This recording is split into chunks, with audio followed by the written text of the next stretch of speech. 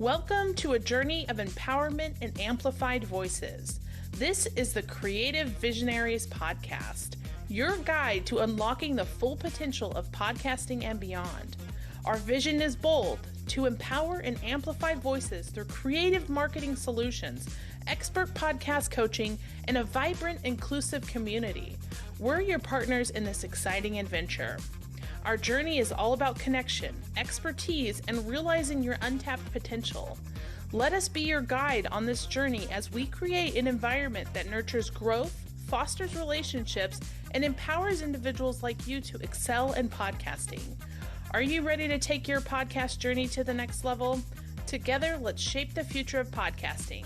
Welcome to the Creative Visionaries podcast. Are you a podcaster wanting to take your show to the next level? Do you want a dedicated marketing team so you can focus on creating great episodes? Look no further than the done-for-you podcast marketing service from Remarker.fm. Stop trying to market your own podcast alone and let Remarker's marketing experts handle it for you. Remarker will transcribe your episodes, write detailed show notes, curate shareable quotes and clips, promote your episode across social media, and run paid ads, all tailored specifically to your show and your audience. You'll get a full podcast marketing team for a fraction of the cost of hiring in-house. Leave the marketing to Remarker so you can focus entirely on podcasting. With Remarker's premium done-for-you service, you'll get unparalleled podcast promotion to help you gain listeners, engagement, and reviews. Go to Remarker.fm to learn more and get 10% off with a promo code Creative Visionary. Invest in your podcast growth. Let Remarker take you to the next level.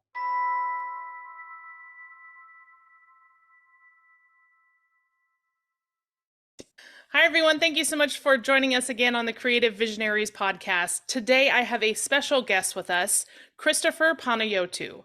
Christopher is a certified financial planner and a founder of Capitalize Your Finances. He's the host of the podcast Capitalize Your Finances and author of Capitalize Your Finances, the how-to financial framework that takes you from compoundingly clueless to monetarily magnificent. Man, that's a tongue twister. Uh-huh. How are you? Welcome to the show. I am fantastic. There is nothing I would rather do on this Thursday afternoon than be here. And, with the tongue twister, I mean, if my last name wasn't tough enough, right, I had to follow up with all of that. So that's why. Absolutely. You couldn't have it any other way. Absolutely. No, I couldn't. It would be outside of my DNA in doing so. So tell us about you and what you do and all the passions behind Capitalize Your Finances. Yes. So for your listeners, obviously you rattled off the big three: financial planner, podcast host, author. But what I do, so professionally within my business, we oversee about $140 million. The majority of that is through families that want to come in and have what I call true financial planning. And then 20% of what I do is I actually construct retirement plan businesses for companies. So ideally, if someone comes in and they run a business and they want planning for themselves and their employees, I basically do that soup to nuts. Wow. Now, the reason why I started the show and I wrote the book is, your greatest gift is your greatest curse. And I would say one of the biggest bummers is I'm getting to this point where I know I can't help everyone. And I took a tremendous amount of pride when I first started in this business on being able to help everyone and anyone. And also, let's face it, right? I mean, if you had a pulse, you're in. But now, unfortunately, I'm just not in that position to take on everyone. And so in 2020, good man upstairs blessed me with the opportunity, totally by accident, on the podcast side of things. And I'd always wanted to write a book, but I didn't really know how that was going to come into existence. And so I started doing this podcast, again, by total accident. That's a fun story. I also was realizing, okay, maybe a book could be kind of a cool thing. But then people were asking me, like, when's your book coming out? Yeah. And I never told anyone I was writing a book. Yeah. So, for me, I'm at this point now. I'm having the time of my life. I've got our practice. Our minimum is $500,000. Obviously, I know a lot of people can't hit that. But then you got the book for what, $20, and then my Right. podcast for free. Yeah. And we are actually coming out on December 1st with our very own masterclass on capitalizing your Perfect. finances, where we've got video content and I actually show people with a HP 12C calc how to use this thing first off, pen and a whiteboard, how I go through the world of money for people so people have another layer of doing it on their own. I love that you have so many different layers and that you try to help people where they're at. And I think Mhm. that's what sets a lot of people apart. Is knowing that you can't help everyone, but knowing that everyone needs help. And so Yes. finding a way to meet them where they're at is hugely like that's awesome. I think, there's not many people out there who do that. So I applaud you for your efforts and what you're doing. And it's Thank just, you. yeah, it's exciting to have you on and have you share this story. One of the things I wanted you to kind of touch on in reading your bio, it sounds like you've been in finance for pretty much your entire life. Yes. And so what sparked this passion for finance? Sure. Well, I, man, there's so many different ways I can skin that one. So right off the bat, I was 10 years old when I made my first two stock investments. I'm 32 now, so people kind of laugh because they're like, "Okay, how long have you been doing this?" I go, "Well, that's a loaded question, and it really shouldn't be because people ask like, "How long have you been doing what you're doing?" Yeah. It's X years, right? Yeah. Whatever that is, and then I explain. I'm like, "Well, I started investing when I was 10. Technically, was very amateurly advising at what 14, interned at 16, was an advisor by 18. So I don't know, 22 years of investing, and what I'd say is 10 years of capitalizing one's finances. And people just look at me like, I probably shouldn't Wait, even how old ask are that you again? question. Yeah. Yeah. But how I got into it was I grew up in a financially literate family, which is, a huge blessing. And I'm very fortunate for that. Now, I don't have any relation with my father anymore, nor do I desire to, but he was very into investing, almost obsessively, a Warren Buffettite. And so when I was for my 10th birthday, I remember I read The Intelligent Investor by Ben Graham, who was Warren Buffett's teacher, who's very dead. And he is what I would consider, and most people in our business would consider, the godfather of investing. So any investor today has in some way, shape, or form come from the Ben Graham house or the House of Graham. Okay. So I knew the investment side of things very amateurly. I go through to the biggest firms in the world, met an amazing family firm before I went and started Capitalize Your Finances, the business. But when I met that family firm, they gave me what the other firms didn't, which was a chance to build something on my own under their umbrella. So I quickly realized that I was being called to the planning side of the aisle. And there's a huge difference between investing and financially planning for someone. Investing is just, it's very obvious, right? You do diligence on an investment, you buy that investment, you hold on to it, and you hope that your thesis prevails. Right. Planning, it's so much more in depth and comprehensive. Um, but I thought to myself, there's got to be a Ben Graham equivalent on this side of the aisle. Yeah. And I took, man, from 20, I'd say 14 to 2017, and I just, scoured the world to see, hey, is that equivalent out there? And there wasn't. And that was a huge blessing to me. And that's when, in probably 2018, I said, I'm not, uh, educated enough in this business to go and write something, but I think I know what I'm going to need to do Right. someday Yeah. because no one's done this. I'm going to do. And it just so happened that, COVID came around. That I think kick-started a lot of things that I was going to do anyways. Um, but it's super rewarding because I truly believe in my heart of hearts that my book, Capitalize Your Finances, is the Ben Graham equivalent on the planning side of things. And in my marketing team and I were talking about this a couple of weeks ago. Writing a book takes years to get traction, especially if it is a nonfiction book, and especially if it's a nonfiction book where you actually have to do things. Mm-hmm.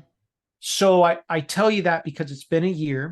So having the book out for a 1 year anniversary was kind of cool. We're coming out with our audiobook. That's really exciting at the end of this month.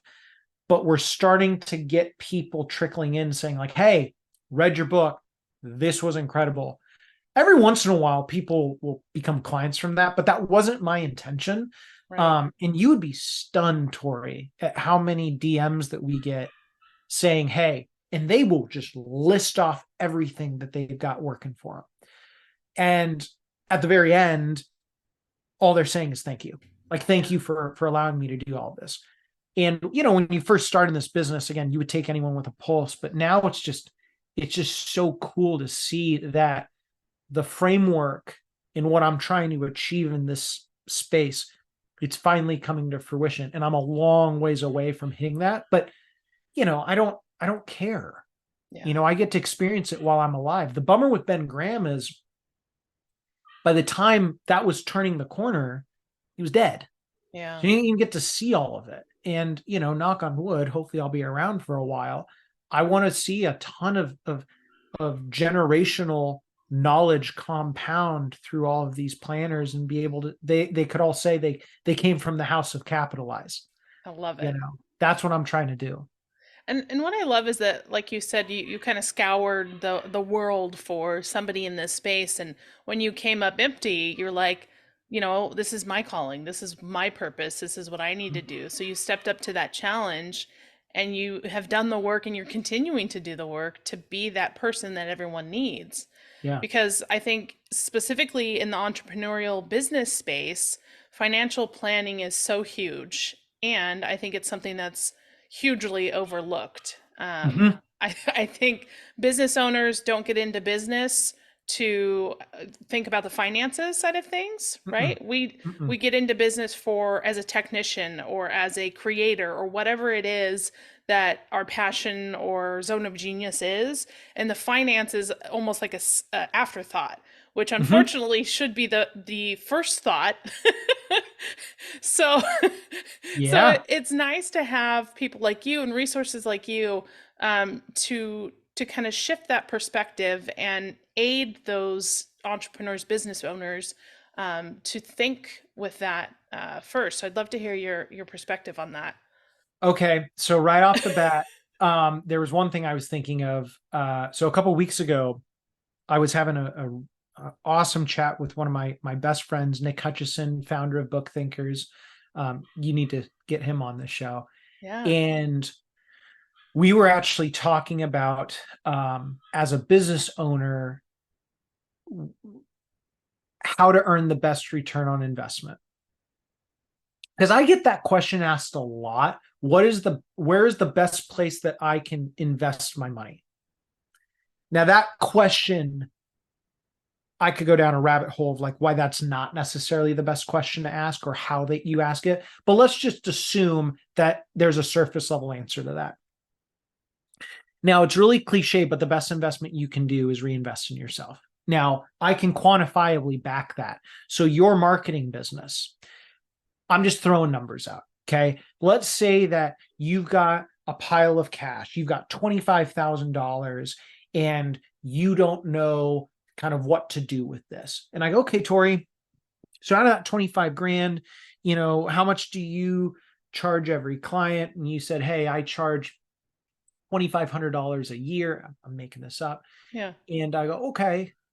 So you need 10 clients to break even. How long do you think you could do that? You go, well, I think if I marketed myself, reinvested at 25,000, I could get all of that back in 3 years. I go, congratulations, you just earned a 33% rate of return on your money, not including the tax deduction because you write all of that off in year Right. one.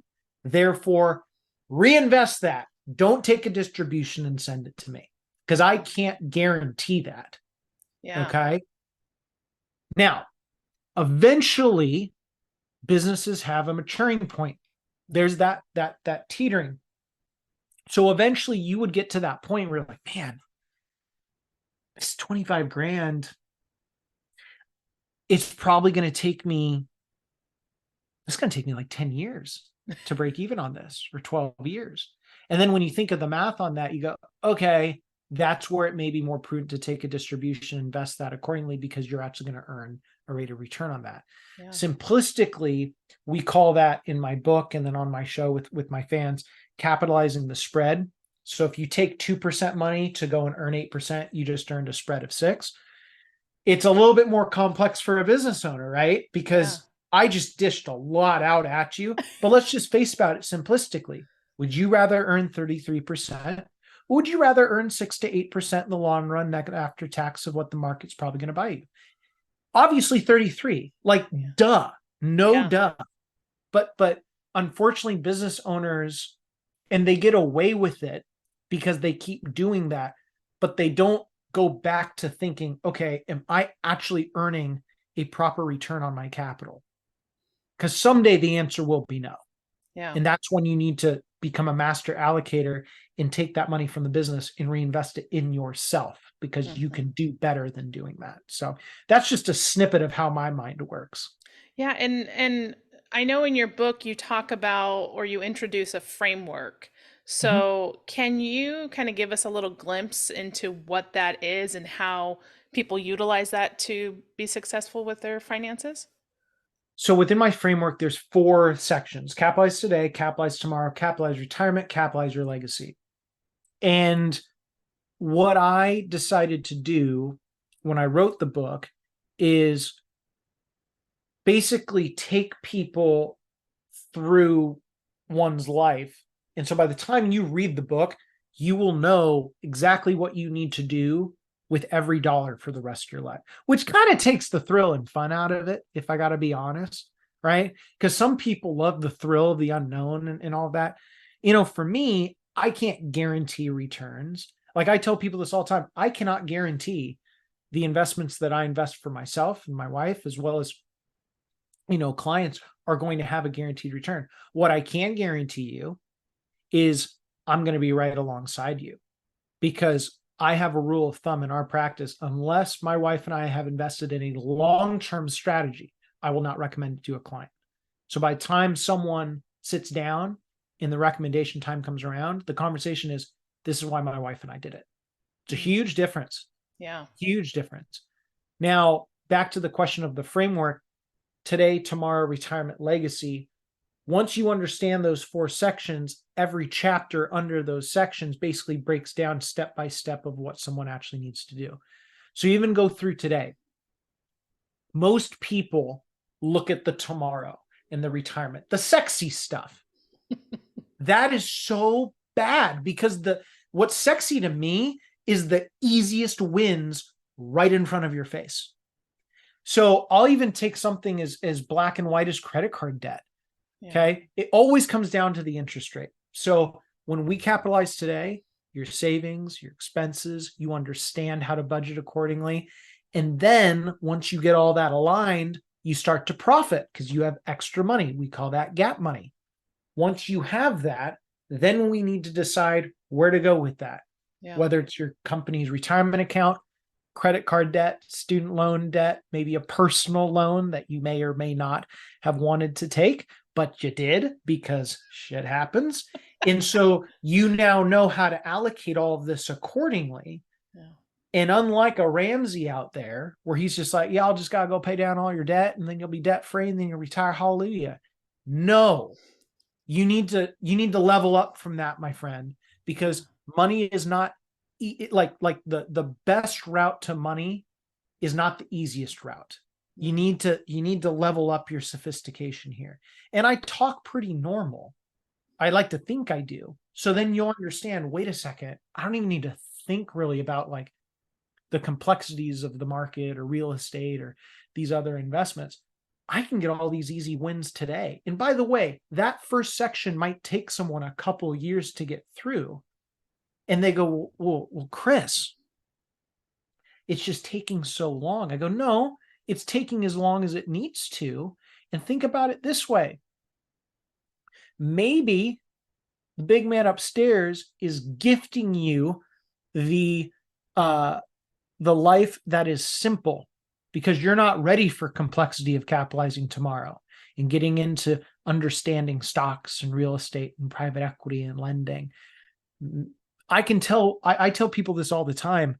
Keep your plan as simple as possible for as long as possible. If you talk to the most successful people that you know, financially speaking, Yeah.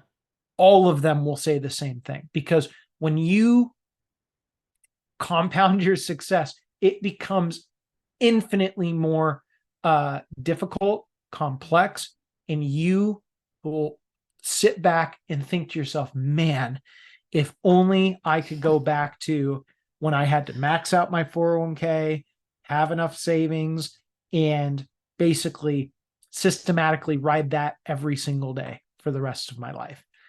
Yeah. And I think one of the things that I'm sure you do in your work, and not only what you've written about in the book, is the education piece, right? Because people don't understand, right? You tell them keep it simple, but what does that really mean? How do I Mhm. do that? How does it look for me individually? And so it's Mhm. nice to have people like you and your company that can help break that down in layman's terms, right? For the people who don't understand or don't, that's not their niche or their specialty, or we don't have time to worry about that, let's do whatever, right? Yeah, yeah, So it's yeah, important to have that education piece as well as the advisory piece for financial planning, I think. yeah. Well, and I I'll tell you. So one of the cool things about the podcast, which again, like my intention with the podcast was not to make money. It was to give people a platform so when they listen to it, sure, the Cap and Capitalize is here to give you advice. I've interviewed some of my favorite investors of all time. But what started to happen lately is we have celebrities from all walks of life coming on the show and revealing their finances. So suddenly Interesting. my show is a place for celebrities to come on and tell listeners and their fans their dirty laundry about their finances. So if you want to go and be, for example, a football player, we had the fullback of the Miami Dolphins a couple of weeks ago on. He's become a really good buddy, Alec Ingold. If you want to become a musician, we had Ryan Dusick from Maroon 5, the drummer, on. Awesome, awesome Wow. guy. Um, we had Fahim Anwar, who's been on Rogan 4 times, a really famous comedian on. So if you want to be a comedian, here's a top comedian. And he goes through like down to the studs of, oh, maybe you should form an S Corp and you should set this money aside. I'm like, dude, this is golden. So my point with all of that is the show has started to morph, and Alec Ingold actually gave me the idea to write Capitalize Your Finances as an NFL athlete, because we have a couple athletes that have become clients. And one of the things that I stress to these guys is, if you're sitting down with a planner, and this actually applies to everyone, Yeah. if you're sitting down from someone and they can't explain what needs to happen for you with a pen, a piece of paper, in 5 minutes, find a new one, like immediately. Like, Yeah. you know how many capitalized plans I've written for people at airports on the back of a Napkin. gently used napkin? Like, at least, oh, a couple dozen for sure. I mean, I can even remember we were going to my wife and I were going to Coeur d'Alene, Idaho, about a year and a half ago, and in the airport. And anytime someone asks what I do, and the podcasting and author side comes out, they just, tell me their life story. And I'm sitting here with this guy, and he's telling me everything. He's like, well, like, and he was kind of touting the ego a little. I know this is pretty complex stuff. I'm like, just give it to me, man. Like, what else are we going to do? Right. And he goes, are you serious? I'm like, yeah. I'm like, I've got my napkin. I've got my pen. Like, just let me tell you. So he tells me everything. And he's kind of asking, like, probably in his head, where is this going? And it took me, I don't know, 3 minutes. It wasn't that complex of a situation. I go, yeah, this is what you need to do. Boom, boom, boom. And he and his wife just kind of stared at me like, who is this guy? And I just kind of turned. I was already, I'm done, you know? And he asked for a card. I'm like, oh, okay. Like, whether or not he uses me or not, I don't care. The fact was, I know if he listened to that, he was going to be okay. Now, spoilers, the family's a client today, but I guess my whole point is I've done so many of those back of the napkin plans that it's just, I don't know, it's like brushing your teeth. Um, it's just a bummer how many planners and advisors, but I think advising is kind of dying. If you need financial advice, Google it. Yeah. you know but I think a lot of these planners, the majority of them, which gives me tremendous job security, they rely so heavily on technology that they forget how to actually do their job. Like, think about this, for example. I don't know if you've ever sat down with a planner or something, but let's say you do. Most of them, what they do is they print out something called a Monte Carlo simulator, which is Italian for garbage. No, I'm kidding. But what it does, right? It gives you 10,000 outcomes of, theoretically what could happen, and that's your probability of success. So 2008, that's when I started my internship at UBS, September of 08. I remember people coming into the office and they had like a 20% chance of success. I'm like, ugh, that's not good. But there were a couple plans or clients where I looked at their Monte Carlo 3 or 4 months ago, and it was like 90% success. And I'm thinking, there's got to be a disconnect here. Yeah. Like, not every single one of them should go from a 90% to a 20%. One of them, okay, you know what? The stars just didn't align for that guy, right? Right. But every single person, it didn't work out. The reason why is, yeah, there were some things that happened, obviously, 08, et cetera, but that's not the whole issue. The whole issue is, as time has gone on, you've got all these advisors and planners that are really just glorified tech pushers. Like the guy that I was sitting under, I asked him, like, how did you get to these numbers? Because I don't know. I just, inputted everything into the software. I was like, dude, but you're a CFP. You should know this, right? And he's like, dude, I've been doing this long enough. People come in, they trust me. I'm like, oh my God, like, wild. So I just vowed I'm going to double, triple, quadruple down on knowing how every nook and cranny of this watch is made. Yeah. So didn't mean to go on that tangent, but No. you got me fired up. Well, I think I want you to kind of wrap this up with one final piece of advice or closing comment that you can give our listeners when it comes to finance. Oh, just one. If I could give your listeners one piece of advice, I'm toying with a couple, and the one I'm going to go with is the one I actually said earlier. Keep your finances as simple as possible, as long as possible. And I guess the second part is, do not compare yourself to anyone else, because it doesn't matter. It's one of actually the most foolish things I can think of. Like, if your money is doing exactly what you need to do to be successful, I've never really understood why people compare themselves to others when their money is doing everything that needs to be done. Right. Like, isn't that odd? Very. Yeah. Yeah. So those are my two-parters. Yeah, I think comparison is an evil that many of us are facing, whether it's finances or personal or business or whatever that is. So, whenever possible, do not compare yourself to others. Don't do it, because you're always going to lose 10 out of 10 times. Yeah. Yeah. Well, Chris, it's been an honor and a pleasure to talk with you. I feel like we could just like dive into this and just keep talking on and just, pulling back all the layers when it comes to finance. I've got a lot to learn. I'm sure our listeners have a lot to learn. So, how can people get in touch with you to connect and hopefully read your book, listen to your podcast? Yes. Well, Tori, thank you for having me on. I would do it all over again if I was honored enough to be asked to do so. And for your listeners, if you want to follow me, there's a couple ways to do it. If you want to support my book and my daughter's future college education, you go on to Amazon, type in Capitalize Your Finances. It is available in paperback, hardback, Kindle, in audio by the end of August. Give me some time. If you are even cheaper than that and want to spend no money, but you want to get everything out of me, you can go onto our podcast at Spotify, Apple, and even YouTube. Type in Capitalize Your Finances. If you do hit the minimum of $500,000 and you want the cap and capitalizing your life, head on over to capitalizeyourfinances.com, book a meeting with me and my amazing teammate, Betty.